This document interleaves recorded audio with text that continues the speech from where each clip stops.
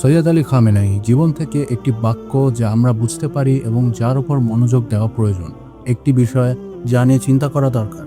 রাহবার ইনকালাব বলেন, এইসব দুর্ঘটনা, এইসব ঘটনা, যুদ্ধ বা বিপদ আপদ সবই স্বাভাবিক ও প্রাকৃতিক। যখন মানুষ কোনো বড় সাফল্যের দিকে এগিয়ে যায়, তখন তার সামনে নানা বাধা, বিপত্তি ও কঠিন সময় আসবেই।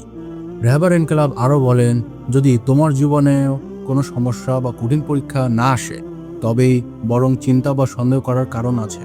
বর্তমানে এই যুদ্ধের পরিবেশ, মিসাইল, বোমা বা শাহাদাত সবই ঠিক আছে, বড় কোনো বিজয়ের জন্য এগুলো স্বাভাবিক।